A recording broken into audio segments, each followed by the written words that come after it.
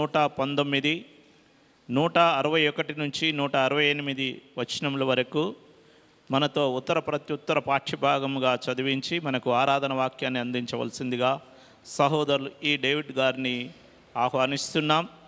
దయచేసి 20 నిమిషాల సమయం మీరు తీసుకోవలసిందిగా మనవి చేస్తున్నాం.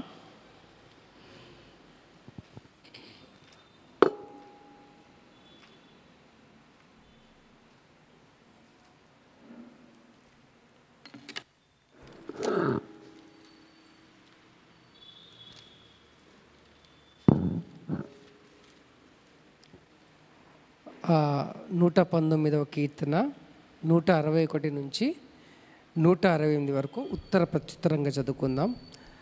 అధికారులు నిర్నిమితముగా నన్ను తరుముదురు, అయినను నీ వాక్య భయము నా హృదయమందు నిలుచుచున్నది. విస్తారమైన సొమ్ము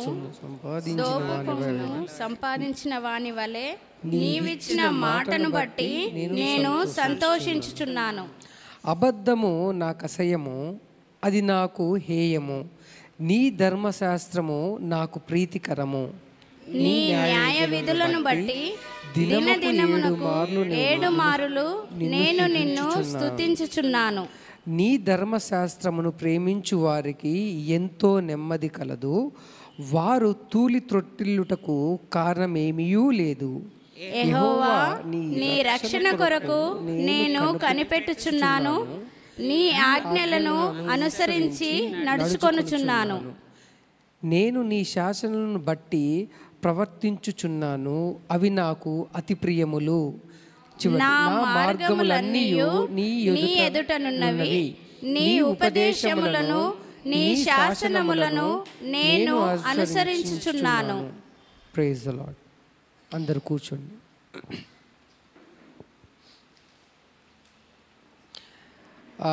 ఈ పిల్లల్ని ఇక్కడ పంపించండి.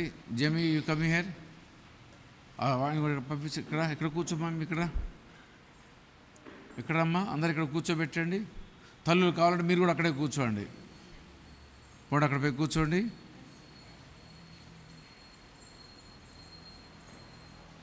టింకుల్ రా, దా కమ్.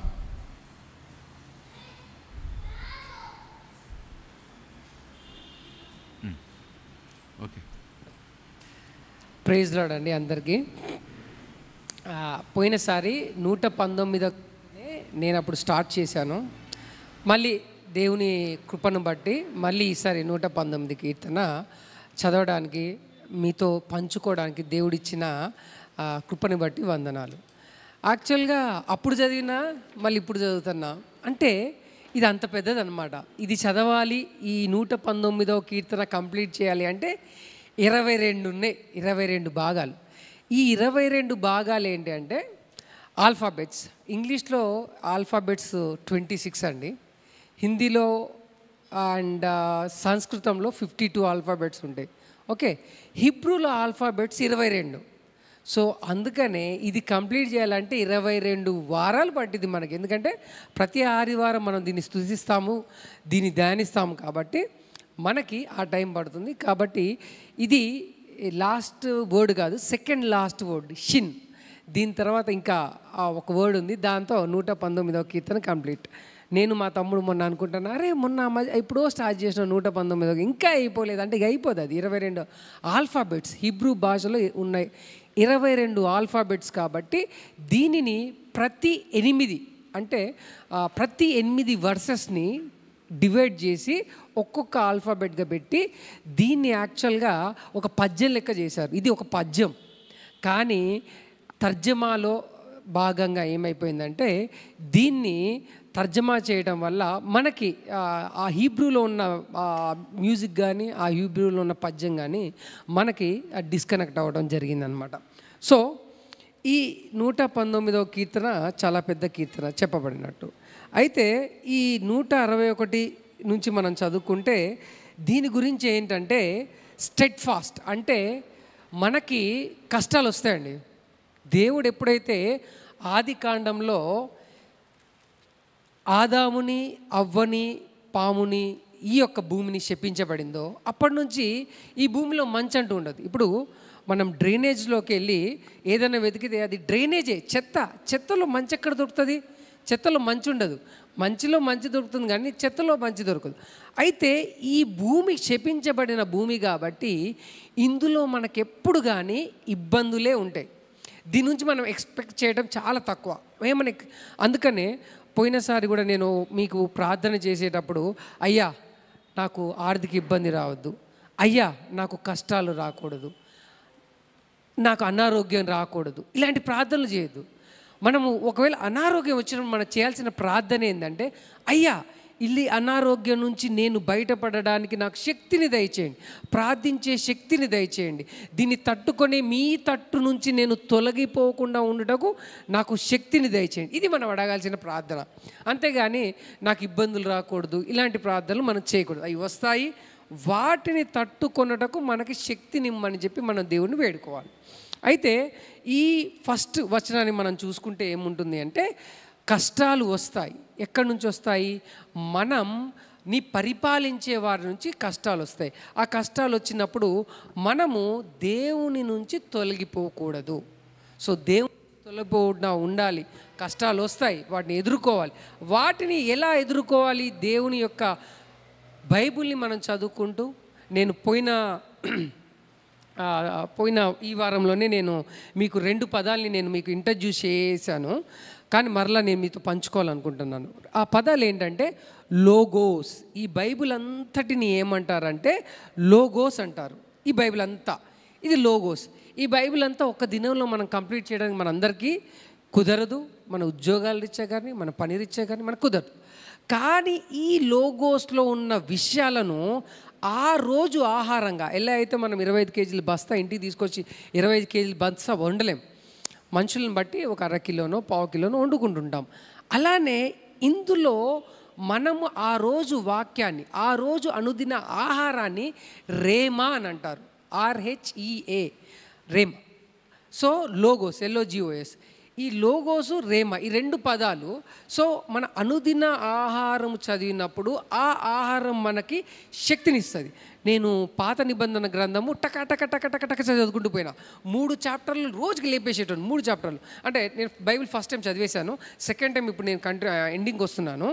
అయితే ఈ ఫస్ట్ టైం కంప్లీట్ చేసినప్పుడు నేను ఒకటే నిర్ణయించుకున్నాను, నాకు అర్థం కాకపోయినా బైబిల్ చదివేసాను ఫస్ట్. తర్వాత ఏమైందంటే ఈ కొత్త నిబంధనకు వచ్చేసరికి యేసుక్రీస్తు గారి మాటలు అర్థం చేసుకోవడానికి నాకు రోజుకి 1 చాప్టర్ అవ్వట్లా, 1/2 చాప్టరే అవుతుంది నాకు. అబ్బా ఎంత కష్టపడినా, ఎందుకంటే ఆ 1/2 చాప్టర్ చదివిన తర్వాత నాకు ఒక ఫీలింగ్ వస్తుంది, సాటిస్ఫాక్షన్. అబ్బా చాలరా బై, ఈ రోజుకి ఇది చాలు, ఈ ఆహారం చాలు అనే ఫీలింగ్ వస్తుంది. That is called as rhema. So ఈ లోగోస్ రేమా గురించి నేను మీకు ఇంట్రడ్యూస్ చేయాలనుకున్నాను, దేవుని మళ్ళీ మీతో పంచుకోవడానికి. దేవునికి వందనాలు. అయితే ఈ 161 దాంట్లో మనం మాట్లాడుకుంది ఏంటంటే, ఇబ్బందులు మనకు వస్తాయి. ఇబ్బందులు వచ్చినప్పుడు మనం వాటిని ఎదుర్కోవాలి. దీని గురించే సామెతలు 56:11 చదువుతారా అండి? సామెతలు 56:11. 56, సామెతలు 56 లేదా సిస్టర్? ఓ సామ్స్ కదా, నేను సారీ కీర్తనలు, నాకు సామెతలు క్షమించండి. ఇంగ్లీష్ బైబిల్ చదివితే అటు ఇటు ఇంగ్లీషు తెలుగు చదవడం వల్ల అటు ఇటు కన్ఫ్యూజన్ ఉంటుంది, క్షమించండి దయచేసి. కీర్తనలు 56:11. సారీ, నేను దేవుని యందు నమ్మిక ఉంచి ఉన్నాను, నేను భయపడను, నరులు నన్ను ఏమి చేయగలరు. సో నరులు మన ఏం చేయలేరు, మహా అంటే చంపగలుగుతారు, అంతే అంతే అదే అది మ్యాక్సిమం లిమిట్. అంతదాకా మన దేవుడు పోనీడండి. ఎందుకంటే దేవుడు బైబిల్ ఒక వాగ్దానం కూడా చేసి ఉన్నారు. ఏంటి అంటే, నీకు ఎంత శ్రమ ఇవ్వాలో నాకు తెలుసు, నీ టాలెంటు, నీ యొక్క శ్రమ, నువ్వు ఎంత తీసుకోగలుగుతావో నాకు తెలుసు, అంతకంటే ఎక్కువ నేను శ్రమ నేనని వాగ్దానం చేసిన దేవుడు మనము నరులు పెట్టే శ్రమ, సామెతలు 56:11 చెప్పున, నరులు నాకేమి చేయగలరు, నరులు ఏమి చేయలేరు. కానీ దేవుడు మాత్రం మన శరీరాన్ని హింసించగలుగుతాడు, మన ఆత్మని హింసించగలుగుతాడు. కాబట్టి మనం ఎక్కువ ఎవరికి భయపడాలరా అంటే దేవునికి భయపడాలి, నరులకి కాదు. అలానే 162 మనం చూసుకుంటే, విస్తారమైన దోపు సొమ్ము సంపాదించిన వాని వలె నీవిచ్చిన మాటను బట్టి నేను సంతోషించుచున్నాను. అంటే ఏంటంటే దీని థీమ్ ఏంటంటే, క్లుప్తంగా చెప్పాలంటే దేవుని వర్డ్స్ యందు, అంటే దేవుని మాట యందు మనం సంతోషంగా ఉండాలి. అంటే దేవుని యొక్క మాటలు అంటే ఈ బైబిల్ చదివితే ఆ బైబిల్లో ఉన్న ఆ మాటల గురించి మనం సంతోషించాలి. That is joy. అలానే ఆ సంతోషంలోనే యాక్చువల్ అయిన పీస్ ఉంటుంది. ఆ వాక్యం చదివితేనే, ఆ డైలీ మీ వర్డ్స్ మీరు మీరు చదువుకుంటేనే you will have that confidence. ఏ ఇబ్బంది వచ్చినా కానీ ఆ రోజుకి ఏ ఇబ్బంది వచ్చినా కానీ మీరు దాన్ని తట్టుకోగలుగుతారు. లేకపోతే మన వల్ల కాదు. ఈ లోకము యొక్క శ్రమలు, ఈ లోకము యొక్క ప్రణాళికలలో మనం కొట్టుకుని వెళ్ళిపోతాం. కానీ అలా కొట్టుకోకుండా ఉండాలి, అలా కొట్టుకోకుండా మనం స్థిరంగా ఉండాలి అంటే రోజు మనము దేవుని యొక్క వాక్యం చదవాలి. అయితే విస్తారమైన దోపు సొమ్ము సంపాదించే వాని వలె నీవిచ్చిన మాటను బట్టి నేను సంతోషించుచున్నాను. సో ఆయన మనకు ఇచ్చిన మాటను బట్టి ఎవ్రీడే మనం సంతోషించాలి. అలానే జెరెమియా 15:16 తీయండి. జెరెమియా 15:16. నీ మాటలు నాకు దొరకగా నేను వాటిని భుజించి తిని, సైన్యములకు అధిపతియగు యెహోవా దేవా నీ పేరు. చాలు సిస్టర్. యాక్చువల్గా అది ఎక్కడ దాకా అంటే, నీ వాక్యము నేను భుజించగా నాకు ఏమైంది సిస్టర్? సంతోషము, జాయ్. యాక్చువల్గా ఇంగ్లీష్లో వర్డ్ ఏముంటుందంటే, నీ మాటలు నేను భుజించగా నాకు సంతోషం కలిగాను. So you feel happiness. మనం సంతోషం ఎప్పుడు పడతాము అంటే, ఇక్కడ కూడా సేమ్. నేనేం చెప్తున్నానంటే క్రాస్ రిఫరెన్సెస్ చెప్తున్నానండి. ఇదే వాక్యాన్ని మన బైబిల్లో వేరే చాప్టర్స్లో ఏముందో అని నేను మీకు చూపిస్తున్నాను. జెరెమియా చాప్టర్లో, జెరెమియా గ్రంథంలో మనకి ఆయన వాక్యం భుజించగా మనకి సంతోషం కలిగింది అని చెప్పి మనం చదువుకున్నాం. అలానే అబద్ధము నాకు అసహ్యము, అది నాకు హేయము. 163. అబద్ధము నాకు అసహ్యము, అది నాకు హేయము, నీ ధర్మశాస్త్రము నాకు ప్రీతికరము. దేవుని యొక్క ధర్మశాస్త్రమే మనకి ప్రీతికరము. ఇందాక 2 కానివ్వండి, 162 కానివ్వండి, 163 కానివ్వండి, దేని గురించి మనం సంతోషపడాలి అంటే ఆయన యొక్క మాటలను బట్టి సంతోషించాలి. అవుతే కానీ వేరే వాళ్ళు పొగిడారనో, లోకస్తులు మనని పొగిడారనో, లేకపోతే లోకస్తులు మనకి ఏదైనా గిఫ్ట్ ఇచ్చారనో, ఇలాంటి విషయాలలో మనకు అలాంటివన్నీ ఏంటంటే టెంపరీ థింగ్స్ అనమాట. ఆ జాయ్ అనే కానివ్వండి, ఆ సంతోషం అనేది ఏదైనా కానీ పర్మనెంట్గా నిలవదు. ఎందుకంటే ఐదర్ మనం పోయినప్పుడన్నా అది వెళ్ళిపోతుంది, లేకపోతే మనకు ఆ సంతోషం అనేది లాంగ్ ఫ్లెడ్జ్డ్గా ఉండదు, అది ప్రొలాంగ్డ్గా ఉండదు. మనం చనిపోయేదాకా మన సంతోషకరమైన విషయం ఏంటి అంటే మన యొక్క బైబిల్ చదవడం అనమాట. సో ఆ విషయాన్ని, ఆ సంతోషాన్ని నేను మీకు తెలియజేస్తున్నాను. అలానే నీ న్యాయ విధులను బట్టి దినముకొనకు 7 మార్లు నేను నిన్ను స్తుతించుచున్నాను. 7 మార్లు స్తుతించుచున్నాను. హల్లెలూయా. అందరూ హల్లెలూయా చెప్పండి. హల్లెలూయా. ఏంటి అంటే 7 మార్లు సొలొమోన్ గారు రాసిన ఈ యొక్క కీర్తన, సొలొమోన్ గారికి టైం కుదిరింది. ఆయన రాజు, ఆయనకు టైం కుదిరింది, ఆయన 7 మార్లు చదివాడు. అదే దానియేలు మనం చూసుకుంటే దానియేలు 3 మార్లు చదివాడు. ఓకే, దానియేలు కూడా 3 మార్లు చదివాడు, కానీ ఈయన 7 మార్లు చదివాడు. మనం ఎన్ని మార్లు చదవాలి అనేది మన యొక్క పర్సనల్ థింగ్స్కి వదిలేస్తున్నాను, ఎందుకంటే దాని గురించి నేను కామెంట్ చేయదలుచుకోలేదు. ఎవరికి ఉన్న పనులను బట్టి, ఎవరికి ఉన్న ఆలోచన శక్తిని బట్టి, నా ఆలోచన శక్తి నేను మీతో పంచుకున్నాను కదా. నేనే మీ అందరికంటే తక్కువ బైబిల్ చదువుతున్నాను, కొత్త నిబంధన గ్రంథం మీ మధ్యకాలంలో. ఎందుకంటే అది డైజెస్ట్ చేసుకోనికే నాకు టైం పడుతుంది. అంటే దాంట్లో అంత క్లుప్తమైన ఇంటర్నల్ మీనింగ్ ఉంది. ఆ ఇంటర్నల్ మీనింగ్ని నేను గూగుల్ చేసి, చాట్ జీపీటీ చేసి చదివితే కానీ నాకు అసలు అర్థం కావట్లేదు. ఓకే అన్న చదవడం నాకు అర్థం కావట్లేదు. సో సొలొమోన్ గారు 7 మార్లు చదివితే, దానియేలు 3 మార్లు చదివితే మనం ఎన్ని మార్లు చదువుతాం అనేది మన యొక్క పర్సనల్ థింగ్ అండి. దానిని స్తుతించాలి అని చెప్పి ఉన్నది. అలానే 165 చూస్తే, నీ ధర్మశాస్త్రమును ప్రేమించు వారికి ఎంతో నెమ్మది కలదు, వారు తూలి త్రొట్టిల్లుటకు కారణమేమీయూ లేదు. సో త్రొట్టిల్లుటకు కారణమేమీ లేదు, దాన్ని ప్రేమించు వారికి, అంటే ధర్మశాస్త్ర విధులను, దాన్ని ప్రేమించే వారికి నెమ్మది ఉంటుంది, ప్రశాంతంగా ఉంటుంది. ఆ ప్రశాంతత అనేది చాలామంది జీవితాలలో దొరకదు.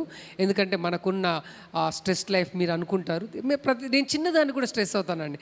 నాకు నా ఆఫీస్ ఒక చిన్న పింగ్, ఎవడో తెలవనోడు పింగ్ చేశాడంటే నేను భయపడతాను. వాడు ఎందుకు పింగ్ చేస్తాడు అబ్బా అని చెప్పి. అంటే ప్రతి దానికి ఇలా భయపడే వాళ్ళు వారికి నెమ్మది దయచేస్తా అంటాడు. ఆ నెమ్మది అనేది మీకు ఎప్పుడు దొరుకుతుంది? సేమ్ బైబిల్ చదువుతున్నప్పుడు దొరుకుతుంది. అలానే వారు త్రొట్టిల్లరు అంటే రాంగ్ స్టెప్స్ అయ్యారు. ఎందుకంటే మనము ఏదైనా కానీ, ఇప్పుడు నేను కొత్త కారు కొనాలి అనుకున్నా, కొత్త మీరు ఇల్లు కొనాలనుకుంటున్నారు, నేనేం చేస్తానంటే నా విషయాన్ని ఇంకోటి పర్సనల్ మీద పంచుకోవాలనుకుంటా. నేను ఏదైనా కొనాలి అన్నాను అనుకో, సపోజ్ ఎగ్జాంపుల్ నేను ఈ షర్ట్ వేసుకొని వస్తున్నాను ఈరోజు అనుకుందాం. ఈ షర్ట్ వేసుకొని వస్తే నేను ఫస్ట్ ఈ షర్ట్ బయటికి తీస్తాను, కానీ ఈ షర్ట్ బాగాలేదని చెప్పి నన్ను కొంతమంది కామెంట్స్ చేస్తారు. అంటే నా భార్య కానీ నా తమ్ముడు కానీ కామెంట్, నేను వెంటనే ఓహో ఇది దేవుని చిత్తం కాదేమో, వీళ్ళకి అసలు అడగను. ఫస్ట్ వాళ్ళంతటా వాళ్ళు వచ్చి ఈ షర్ట్ నీకు బాగాలేదు అన్నాను అనుకో, ఓకే దేవుని చిత్తం ఏమై ఉందో అని చెప్పి నేను షర్ట్ మార్చేస్తానండి. అంటే ప్రతి దాంట్లో మనం తొట్టిల్లకుండా ఉండడం ఏంటంటే దేవుని పిల్లలు. అందుకనే మన చిన్నప్పటి నుంచి నాకు ఒకే విషయం చెప్పాడు, అరే నువ్వు క్రిస్టియన్ ఫ్రెండ్స్ని పెట్టుకోరా అంటే నాకు ఎప్పుడు ఒక క్రిస్టియన్ ఫ్రెండ్ దొరికేటోడు కాదు. నాకు ఈ మధ్య ఆఫీస్లో ఒక క్రిస్టియన్ ఫ్రెండ్ దొరికింది. వాడికి నాకు అసలు పడదు. ఇది క్రిస్టియానిటీ నాకు అంటే నా ఫ్రెండ్స్ నాకు చాలా తక్కువ, అసలుకే నేను తక్కువ. మీ అందరితో నేను తెలిసి ఒక 1 year నన్ను చూసుంటారు. 1 yearలో నేను ఎవరికి ప్రైజ్ ది లార్డ్ చెప్పను, ఎవరితో నేను ఎందుకంటే ఫస్ట్ ఆఫ్ ఆల్ నాకు సిగ్గు, నాకు భయము. అందువల్ల నాకు ఫ్రెండ్స్ ఎవరు లేరు. సో ఫ్రెండ్స్ లేకపోవడం వల్ల నేను క్రిస్టియన్స్ ఎవరికి నేను ప్రైజ్ ది లార్డ్ చేయను. సారీ ఏంటంటే నేను హిందూస్తో ఎక్కువ మాట్లాడతాను. కానీ దానివల్ల నాకు లాభం జరిగింది. ఏం లాభం జరిగిందంటే నేను ఛాన్స్ దొరుకుతున్నప్పుడు అండి వాళ్ళకి బైబిల్ వాక్యాన్ని నేను చెప్పడానికి ప్రయత్నం చేసి, ఎవరికైనా కష్టం దొరికింది అనుకోండి నా దగ్గరకు వచ్చి, బ్రో ఈ ప్రాజెక్ట్ నాకు పోయింది బ్రో, నాకు ఇబ్బంది వస్తుంది అన్నప్పుడు నేను అక్కడ వాడబడుతున్నాను. అప్పుడు నాకు అనిపించింది, నేను అన్యుడితో మాట్లాడితే వాడు కష్టం వచ్చి నాకు చెప్తున్నప్పుడు నేను వాడి కష్టాన్ని వాడికి నేను చెప్తాను అనమాట. అరే ఏం లేదురా దేవుడు చూసుకుంటాడురా, ఏం లేదురా నువ్వు మీ దేవుడిని బాగా పూజించరా. ఎందుకంటే వాళ్ళకి ఇంట్రడ్యూస్ చేసేటప్పుడు మా దేవుడు గొప్ప దేవుడు రా భయ్, మా దేవుడు అంతా తోపు దేవుడు లేడు అంటే వాడు రాడు. నేను అన్యులకి ఏం చెప్తానంటే అయ్యప్ప మాల వేసుకోండి, మీరు భగవద్గీత చదివేసేయండి మీరు ఫస్ట్. వాళ్ళు అది చదివితేనే కదా వాడికి అందులో ఉన్న గ్యాప్ ఏంటో తెలిసేది. నువ్వు వాడిని చదవనీయకుండా మా మంత్రంలోకి రా అంటే వాడు రాడు. కాబట్టి మనం త్రొట్టిల్లకుండా ఉండడానికి ముందు మనం దేవుని పని చేయాలి. దేవుని పని మనం చేస్తే ఆయన మన పని చేస్తాడు. కాబట్టి నా హిందూస్తో అన్యులతో ఎక్కువ సావాసం చేయండి ఇప్పటికైనా. ఎందుకంటే మీరందరండి ఎన్ని సంవత్సరాల నుంచి వాక్యం విన్నవారు. అంటే చిన్నపిల్లవాడు పాలు తాగాలి, పెద్దవాడు అన్నం భుజించాలి, మటన్ చికెన్ దంచాలి. సో మనం ఏంటంటే అన్యులతో సావాసం చేయాలి, దాంతోపాటు మనం బైబిల్ చదువుకోవాలి. అప్పుడు మాత్రమే మన యొక్క జీవితాలు త్రొట్టిల్లబడవన్నమాట. త్రొట్టిల్లబడినా కానీ ఆ టెన్షన్ నుంచి దేవుడు మనని కాపాడుతాడు. అప్పుడు దేవుడు మనకి ఆలోచన దయచేస్తాడు. ఆ ఆలోచన చెప్పడం మనం అక్కడి నుంచి మనం బయటపడతాం. సో ఇది నేను పంచుకోవాలనుకున్నాను. అలానే యెహోవా నీ రక్షణ కొరకు 166 యెహోవా నీ రక్షణ కొరకు నేను కనిపెట్టుచున్నాను, నీ ఆజ్ఞలను అనుసరించి నడుచుకొనుచున్నాను. సో ఆయన ఆజ్ఞలను ఆయన ఎప్పుడైతే ఆయన కొరకు మనం కనిపెట్టి ఉంటానో ఆయన మనల్ని రక్షిస్తాడు. అలానే ఆయన ఆజ్ఞలను మనం అనుసరిస్తూ, అంటే ఆయన ఆజ్ఞలు అంటే ఏంటంటే అవతల వారు మన యొక్క పరాయి వారి దగ్గర నుంచి, మన బ్రదర్స్ దగ్గర నుంచి ఏమి ఎక్స్పెక్ట్ చేయొద్దు. అలానే మన బ్రదర్స్ అండ్ సిస్టర్స్కి, మరి ముఖ్యంగా మన బ్రదర్స్ అండ్ సిస్టర్స్కి ఇబ్బంది కలిగా చేయకూడదు. ఇది 166. అలానే 167 చూస్తే నేను నీ శాసనాలను బట్టి ప్రవర్తించుచున్నాను, అవి నాకు అతి ప్రియములు. సో మనకి ఇష్టమైన విషయాలు ఏంటి అంటే, అతి ప్రియమైన విషయాలు ఏంటి అంటే అతని ఆజ్ఞలు మాత్రమే మనకు ప్రియమైనవి, వేరే ప్రియమైనవి కావు. ఎందుకంటే మనం ఇందాక మాట్లాడుకున్నట్టు ఎవ్రీథింగ్ ఈజ్ టెంపరీ, ప్రతి ఒక్కటి టెంపరీ. కాబట్టి మన ఫోకస్ ఎప్పుడు దేవుని యొక్క ఆజ్ఞలపైన, దేవుని యొక్క మాటలపైన మన ఫోకస్ పెడితే మనకి ఆ యొక్క శాంతి కానివ్వండి, ఆ యొక్క సమాధానం కానివ్వండి మనకి దొరుకుతుంది. అలానే నా మార్గములన్నీ నీ ఎదుటనున్నవి, నీ ఉపదేశములను నీ శాసనములను నేను అనుసరించుచున్నాను. కాబట్టి ఎప్పుడైతే మనము మా యొక్క మాటలపైన మన యొక్క ప్రీతిని, మన ఇంట్రెస్ట్ని దేవుని యొక్క మాటలపైన మనం ఎప్పుడు చూపిస్తామో దెన్ వీ గెట్ పీస్. అలానే సంతోషం కూడా, జాయ్ మనకి దొరుకుతూ ఉంది. అయితే ఇక్కడ నేను కొన్ని విషయాలు నేను మీకు పంచుకోవాలనుకుంటున్నాను. ఏంటి అంటే మనము ఏ మనిషికి ఆజ్ఞల్లో 10 ఆజ్ఞల్లో కూడా చెప్పబడింది ఏంటి అంటే మన యొక్క పక్క వారికి బ్రదర్ టైం ఎక్కువైతే మీరు చెప్పేసేయండి, నేను కట్ చేస్తాను యాక్చువల్గా, ఎందుకంటే నేను మర్చిపోయాను. సో టైం నాకు తెలియదు, దయచేసి నన్ను క్షమించండి. సో మన యొక్క దేవుని పిల్లలకి మనం చర్చ్కి వస్తామండి. చర్చ్కి వస్తే నేను ఎప్పుడు కూడా సైలెంట్గా నా పని ఏందో నేను చేసుకుంటాను. ఎందుకంటే సపోజ్ నేను వేరే వాళ్ళని ఎవరైనా చూశాను అనుకోండి, వేరే వాళ్ళని నేను ఆటంకపరుస్తాను అనమాట. ఎందుకంటే నాకంటూ ఒక ఇంట్రెస్ట్ ఉంటుంది, మీకంటూ ఒక ఇంట్రెస్ట్ ఉంటుంది, మీకు ఒక నడిపింపు ఉంటుంది, నాకు ఒక నడిపింపు ఉంటుంది. నేను గినక మిమ్మల్ని చూసి సపోజ్ నేను వచ్చేదే 3 నెలలకు ఒకసారి 6 నెలలకు ఒకసారి వస్తాను, నేను మిమ్మల్ని గినక ఇబ్బంది పెట్టాను అనుకో, దేవుడు నన్ను ఇబ్బంది పెడతాడు. ఎందుకు ఇబ్బంది పెడతాడంటే మనం అందరికీ ఉన్న విశ్వాసం, మీరందరూ కానీ నేను కానీ కష్టపడుతుంది ఏంటంటే ఆవగింజంత విశ్వాసం కోసమే, ఎవరైనా కానీ. ఎందుకంటే నాకు తెలిసి ఆవగింజంత విశ్వాసం మనలో లేదు. ఉండుంటే మనం చెప్తే ఆ చెట్టుని వెళ్ళి ఆ సముద్రంలో పడమంటే పడుతుంది. కానీ ఆ ఆవగింజంత విశ్వాసం కోసమే మనందరం కష్టపడుతున్నాం. ఆ విశ్వాసంలో నేను నిన్ను పైకి పంపించాలి, కానీ నేను నీ కాలు పట్టుకొని లాక్కూడదు. లాగితే ఏమవుతుంది అంటే మీరు పడిపోతారు, మీతో పాటు దేవుడు నన్ను వదులుతాడా? నన్ను వదలడు. మార్కు సువార్త 9:42లో ఈ కిందకి లాగడం గురించి దేవుడు వాక్యాలు ఏం చెప్తున్నాడో మనం చదువుదాం. మార్కు సువార్త 9:42. నా యందు విశ్వాసముంచు ఈ చిన్నవారిలో, ఓకే, చిన్నవారిలో, నా యందు విశ్వాసముంచు చిన్నవారిలో నేను అభ్యంతరపరచువాడెవడో, ఒకడు అభ్యంతరపరచువాడు ఎవడో వాడు మెడకు పెద్ద తిరగటి రాయి కట్టబడి, మెడకు పెద్దటి తిరగటి రాయి కట్టుకొని సముద్రములో పడవేయబడుట వానికి మేలు. సముద్రములో పడివేయుట వాడికి మేలు. దేవుడు ఎక్కడైనా కానీ వాక్యంలో నానా నువ్వు తిను, నువ్వు సంతోషంగా ఉండు, నా యొక్క ఆజ్ఞలను పాటించు, ఈ విషయాలు చెప్పాడు. కానీ సూసైడ్ చేసుకొని ఎక్కడైనా దేవుడు చెప్పిండా అండి? కానీ దేవుడు ఇక్కడ సూసైడ్ చేసుకోమని చెప్పాడు. అంటే నువ్వు పడవేయబడుట అంటే ఎవరికైనా నువ్వు ఇబ్బందికరమైన పరిస్థితి నువ్వు మందిరంలో క్రియేట్ చేయబడితే బెటర్ నువ్వు చచ్చిపో. అది ఆ యొక్క విషయాన్ని బట్టి ఆ ఫేత్, ఆ విశ్వాసంలో జనాలు మనమంతా ఆ లిటిల్ ఫేత్ కోసం కష్టపడుతున్నాం. మనందరం కష్టపడేది, పాకులాడేది ఆ విశ్వాసం కోసం. ఆ విశ్వాసంలో వాడే కొంచెం విశ్వాసం సంపాదించుకొని దేవుడి యందు మనం నడుస్తుంటే, మనని వేరే వాడు అవిశ్వాసంలోకి నడిపించాలని ప్రయత్నం చేస్తుంటే ఎవరో ప్రయత్నం చేయరు. మనకేంటంటే బయట వాళ్ళు చెప్తే పెద్దగానే బాధ అనిపించదు, సొంత వాళ్ళు చెప్తేనే మనకు బాధ అనిపిస్తుంది. సో నేను పోయిన వారం అండి నేను ఒకరి మరణాన్ని చూడటానికి నేను వెళ్ళాను. ఇమాన్యుయల్ గారు అని చెప్పి ఆయన యొక్క మరణాన్ని నేను చూడడానికి 92 సంవత్సరాలు ఆయన ఇన్ని సంవత్సరాలు ఎట్లా బతికిండా? నేను ఎవరు బతకరు కదా, 92 years. అలాంటి వారిని చూడటంలో మంచి ఘనత.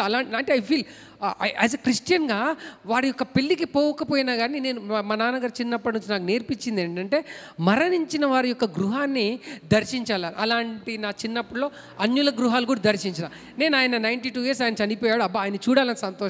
ఫస్ట్ మా నాన్న ఇన్వైట్ చేశాడు, అనుకోకుండా నేను వెళ్ళాను, చూశాను. చూసిన తర్వాత అక్కడ ఒక పాస్టర్ గారు నాకు పరిచయం.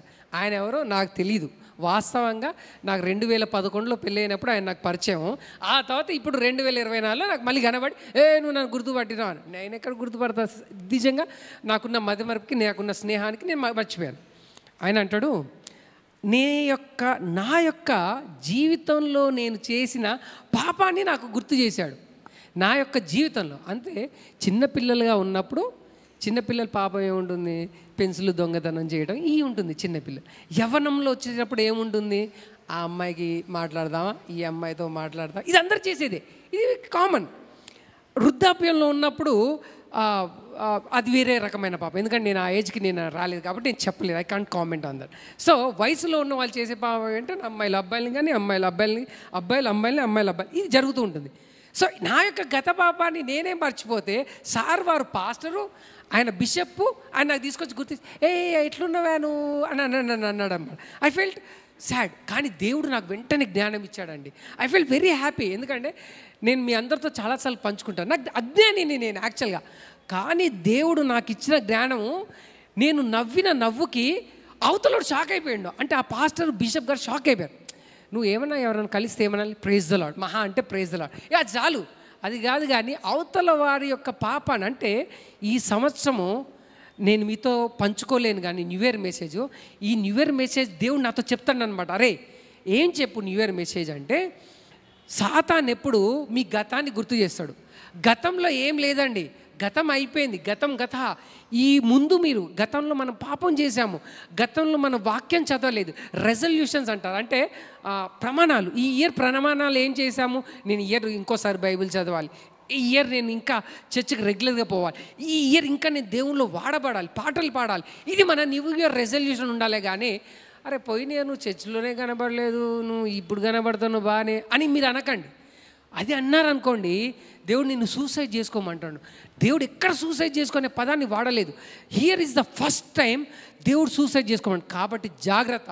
మనకున్న ఆ చిన్న విశ్వాసాన్ని సాతాను దొంగలించకూడదు, అలానే వేరే యొక్క విశ్వాసాన్ని మనము దొంగలించకూడదు. వాడిని కొట్టేయద్దు. పాట పాడకపోతే పాడకపోయింది, పాట పాడకపోయిన వాళ్ళనే పాట బాగా పాడినావు, దేవుడు నిన్ను వాడుకో అనాలి, ఆ మాట అనాలి.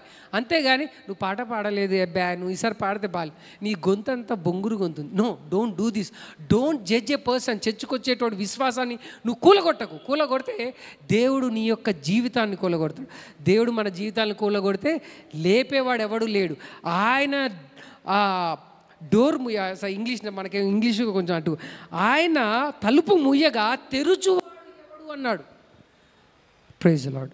ఆయన తలుపు మూస్తే మన జీవితం మొహం మీద తలుపు వేస్తే తెరిచేవాడు లేడు. ఆయన తలుపు తెరిస్తే మూసేవాడు ఎవ్వడు లేడు, ఎవ్వడు మన పడేయలేడు. We are the kings. మనము కింగ్స్. ఎందుకంటే మన దేవుడు అయినప్పుడు కింగ్ పిల్లలు కింగే ఉంటారు కాబట్టి వేరే వాళ్ళు ఎవరు ఉంటారు. కాబట్టి విశ్వాసాన్ని దయచేసి ఈ యొక్క 161 నుంచి 68 ఇదే విషయం ఉందన్నమాట.